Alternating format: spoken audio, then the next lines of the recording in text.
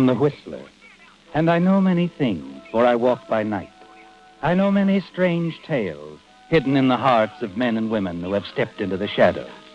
Yes, I know the nameless terrors of which they dare not speak. Tonight, it's the Whistler's strange story, Designed for Murder.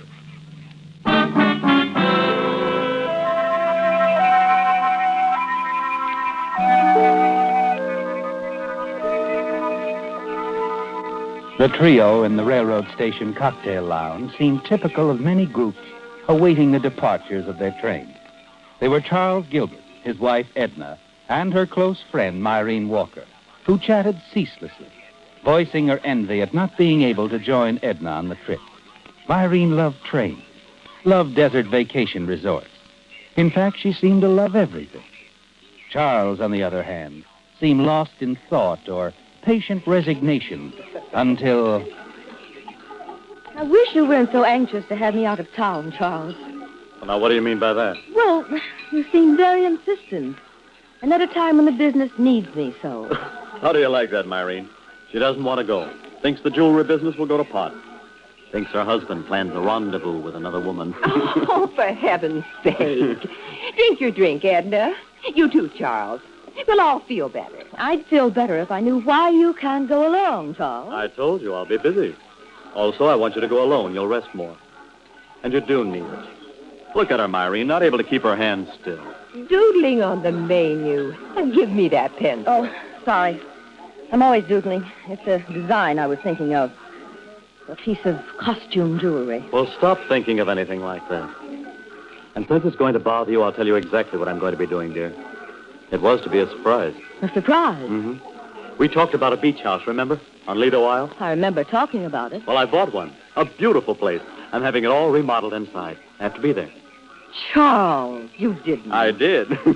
Oh, don't be too grateful because, well, it's mostly your money. Well, I don't care. It's the thought. Charles, I feel much better about the trip now. You do? Well, then give me your handkerchief. Look at it, Myrene. What? Torn to shreds by Edna. When she's not doodling, she's tearing up her handkerchief. She's got to be doing something every minute. And she wonders why I want her to rest. My dear, you're going to relax, or I'll know the reason why. I'm sorry.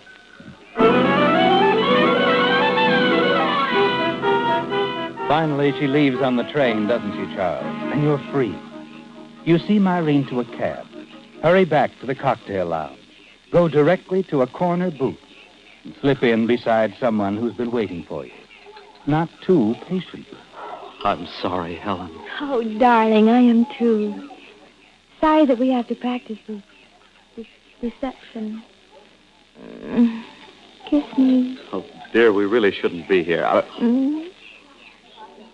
Here, I ordered you a drink. I can use it. Well, at least we'll have some time together. Uninterrupted. You're sure Edna will stay away for a while? Mm-hmm. She's gone for a month. It wasn't fun watching you kiss her goodbye. Oh, I know. Well, someday. I hope it's soon, Charlie. Look, I'll pick you up tomorrow. We'll drive down to the place at Lido Isle. Oh, you'll love it. I've been using quite a few of your ideas in redecorating the place. It sounds wonderful. It is. Well, come on. I'll drive you home.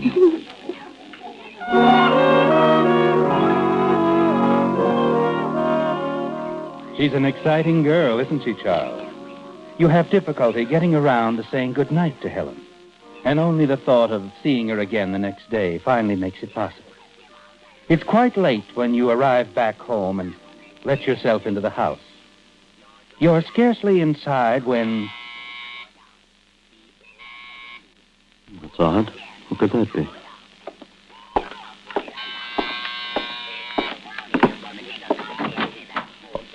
Myrene. Yes, little Myrene. I'd like to come in, Charles. I want to talk to you. Why, of course. I'll come straight to the point. It wasn't a very pretty sight, Charles, seeing you kiss that girl right after bidding Edna goodbye. Oh, why... Go on. Make it good. Oh, you wouldn't say anything to her about this, would you? That depends on you. I don't suppose you've made any dates for the future with her. Oh, certainly not. You know, Charles, you weren't kidding when you made that remark about Edna's money. You've had it pretty easy since becoming her business manager. And now her husband. Irene, this girl means nothing. I swear it. I won't see her again. Look, in a few days, you and Arthur drop down to the place at Lido Wild. You'll see all that I'm doing for Edna.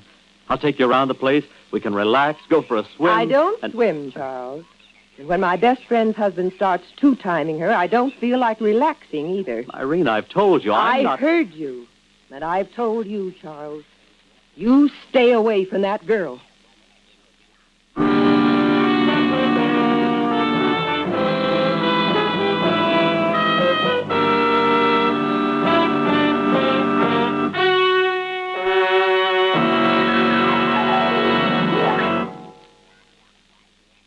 In just 30 seconds, the Whistler will continue tonight's story.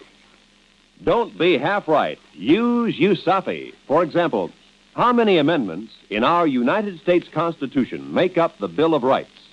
Would you say 5? No, that's only half right. Brush up on your American government. Tell your I&E officer you want to study with the United States Armed Forces Institute, USAFI. It's easy. It's simple. If you don't want to be half right, use USAFI. And now, back to the Whistler.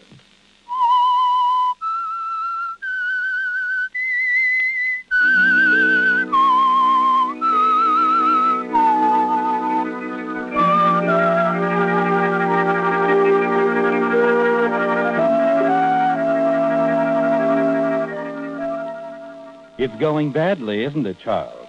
Myrene knows about your girlfriend, Helen. She knows that it was more than husbandly concern that prompted you to encourage your wife, Edna, to leave town on a vacation. A rest cure for her nervousness. Myrene has always been Edna's best friend.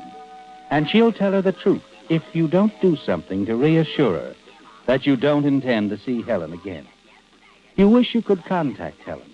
Prevent her from keeping her date with you the following day at the house on Lido Isle. And you're terribly nervous all the time she's there with you. What is it, Charlie? You haven't heard anything I've said. Oh, yes, I have, Helen. It's just that, well, I'm a little jumpy. Well, I thought with your wife out of town. Helen, we've got to talk about that. It isn't as perfect as it seems. Oh? A friend of Edna's, Myrene Walker, she knows about us. Knows what about us? Well, not everything, of course. She thinks it's a casual thing, that we're old friends, happen to run into one another. But if she continues to see us together... That's right. She'll go to Edna. Now, Helen, we've got to forget about it for a while. Forget about it? Well, you know I don't mean that exactly. I guess not. You promised me you were going to talk to Edna. Ask for a divorce. I know, and I intend to, but it can't be right away, Helen. I have my reasons. Right now, it's important that you leave, that we're not seen together. Well, all right, Charlie. I won't need a second invitation. Well, now, wait a minute. I've waited long enough as it is. Quite long enough. Goodbye. But, Helen, Goodbye, Charles.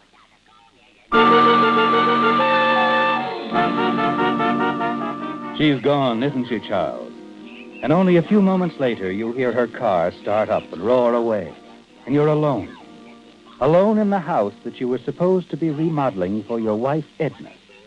And as the hours of the afternoon drag by into the night, you find yourself hating the place. And you'll always hate it. Unless somehow, soon, the house can be yours and Helen's. Just how you're going to bring that about isn't quite clear to you yet, is it? How you'll get rid of your wife, Edna. It's on your mind all the next day. And that evening, as you sit alone at the beach home, you're still thinking about it. When suddenly you're aware of a noise outside.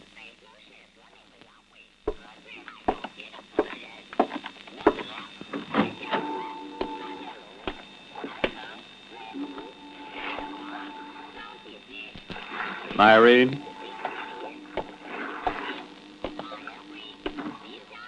Well, well. This is a surprise. Hello, Charles. Snooping around, were you? Oh, all right. Call it that if you want. You're wasting your time, really. I'm quite alone. Are you? Of course. Come on in, Myrene. I'd like to show you around the place. Like a child caught at the cookie jar, Myrene follows you inside. She's nervous, ill at ease, avoids your gaze as you show her about the house. And then finally, the two of you end up at the boat landing. Well, what do you think of it, Myrene? Well, it's very nice, Charles. You think Edna will like it? No, I don't. This isn't the sort of house Edna would like at all. It just doesn't suit her personality, let's say. Really? I'm sure there isn't a thing here that would interest her, outside of that unusual painting in the living room. Now, that's rather nice, isn't it? Impressionistic, I believe they call that sort of thing. To me, it looked almost like a dragon about to devour something. Well, Edna likes offbeat things like that. I bought it especially for her. A surprise. Oh, really, Charles? And just what does that mean? May I be blunt? Oh, please, feel free. You didn't buy this house for Edna.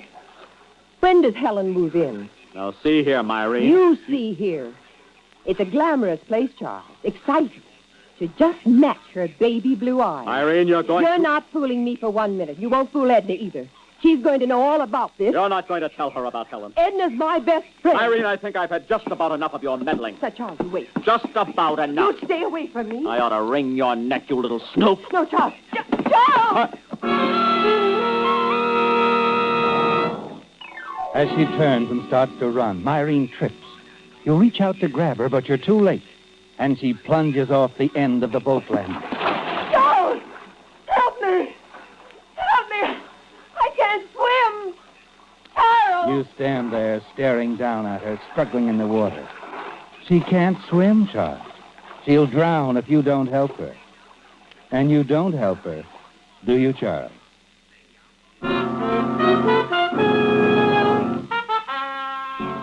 2 hours later, you're back in your house in town, where you await the inevitable call. Hello? Mr. Gilbert? Yes? This is Frank Stanley over on East Shore, one of your neighbors. Oh, yes, Mr. Stanley. Good morning. Would have called you sooner, except to have the devil's own time getting hold of your phone number up there in town. Oh, what is it? Something wrong? Well, yeah, a woman drowned off the island last night. What's that? Yeah, fished her out of the water a couple hours ago. Tom Jenkins, he runs a gas station, said this woman asked directions to your place last night. To my place? I thought you'd probably know her. Police found her purse on your boat landing.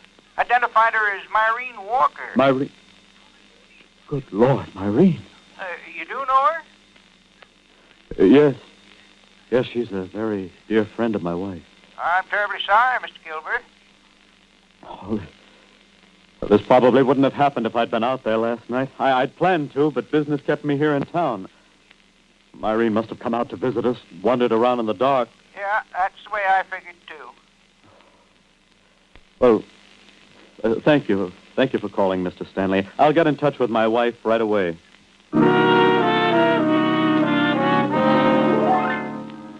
You smile, don't you, Charles, as you hang up the receiver? It's all over now. Myrene is dead. You could have saved her, but you didn't. You couldn't have her telling your wife about Helen, could you? Later that day, you send a wire to Edna at the resort. Inform her that you have some bad news. Ask her to return immediately. And that evening, you're back at the house on Lido Isle. As you hurry up the path, you're startled to see a light burning in the living room. Helen. Yes.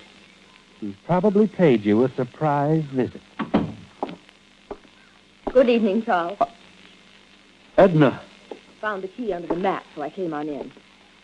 I've been waiting hours for you. But I don't understand. I sent the telegram only a few hours ago. Telegram? You must have missed me. I left the resort this morning. But why? Here. Perhaps this will explain. A letter? Myrene sent it to me. Myrene? Yes, Myrene. She told me all about your little friend, Helen. Oh, now, Edna, surely you don't believe it. Irene wouldn't lie. But, Edna, listen, You needn't bother to deny it, Charles. But you've got to let me explain. Let's drop the matter here and now. You see, Charles, I've thought it over very carefully. I've decided to forgive you. Forgive me? Yes. I'm really much more to blame for Helen than you are. I don't understand. Perhaps I drove you to her. I haven't been a very good wife, Charles. More than a little neglectful. Thinking too much about business and not enough about us, our home, our marriage. Well, we haven't been as close in the past few years as we used to be, Edna. I know. It's my fault. I'm willing to forget all this, Charles. But, of course, you must forget Helen. Oh, of course. Fix me a drink, will you? I could use one. All right. I could use one myself.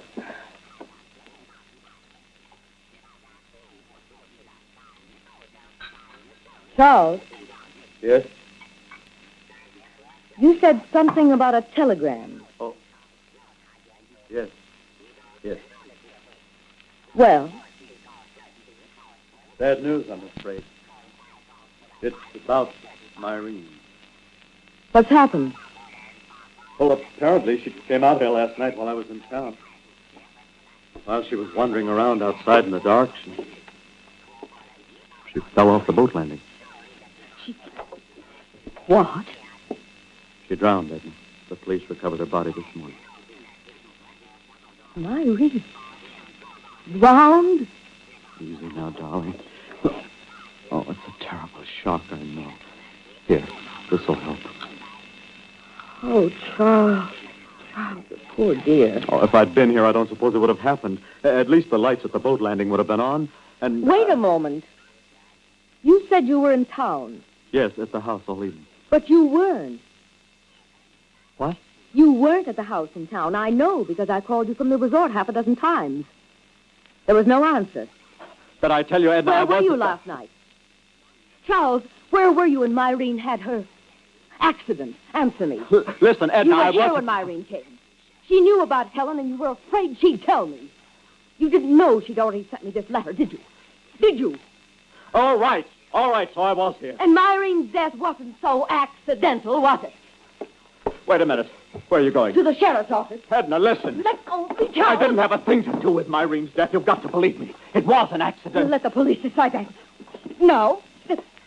Let go, I said. No, Edna. You're not going to the police. Charles. Charles. Don't look at me like that.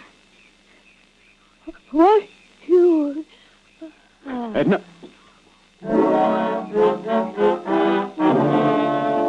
She's fainted, hasn't she, Charles? And looking down at Edna lying unconscious before you, a thought suddenly occurs to you. It's a way out, isn't it? A way out for you and Helen. Quickly, you pick up the folded sheet of paper, the letter Myrene wrote to Edna, and stuff it into your pocket. Then you carry Edna outside, place her in the car that she drove down, drive it into the garage. You close the garage doors, leaving the motor running. You wait.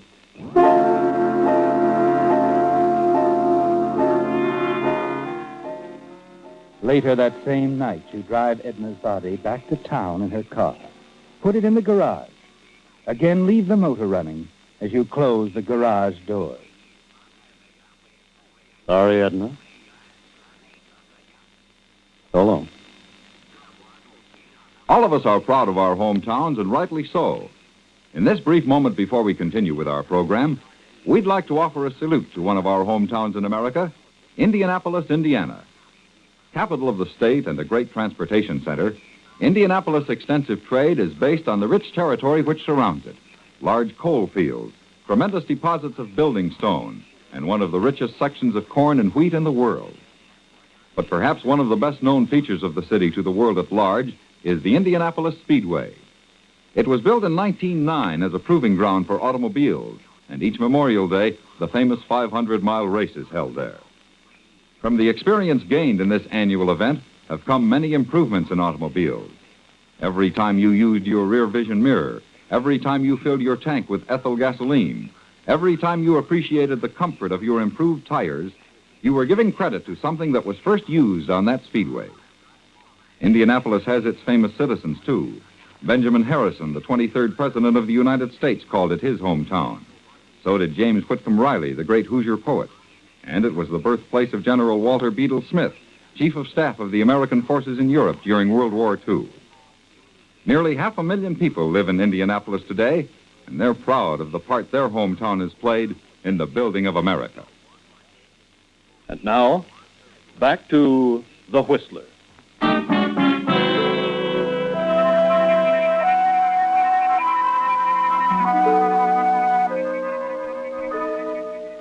You've carried it off very well, haven't you, Charles? The role of the worried husband, concerned over his wife's whereabouts, and your phone call to the police brings quick results.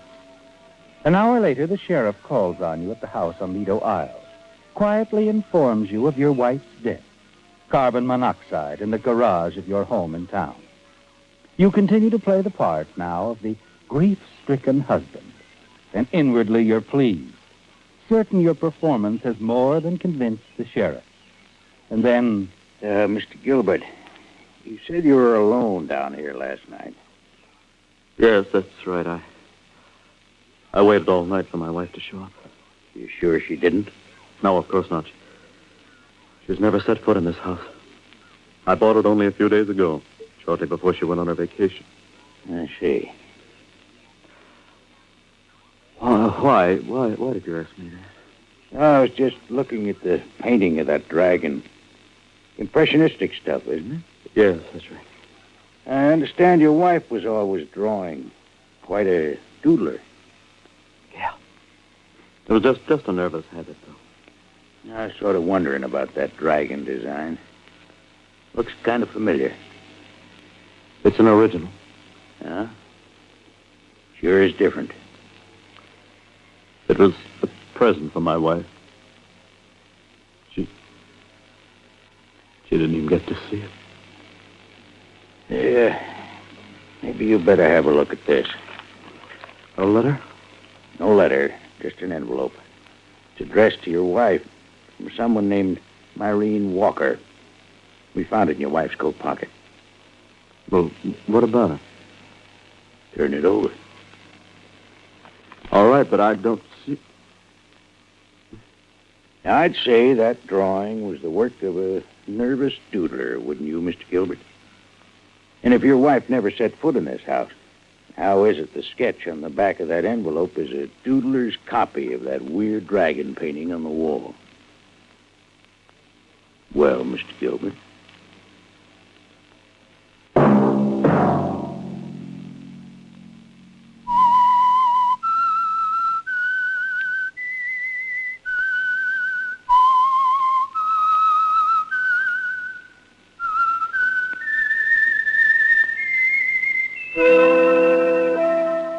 Featured in tonight's story were Bill Foreman as the Whistler, Lurene Tuttle, Jack Edwards, Lois Corbett, and Jack Moyles.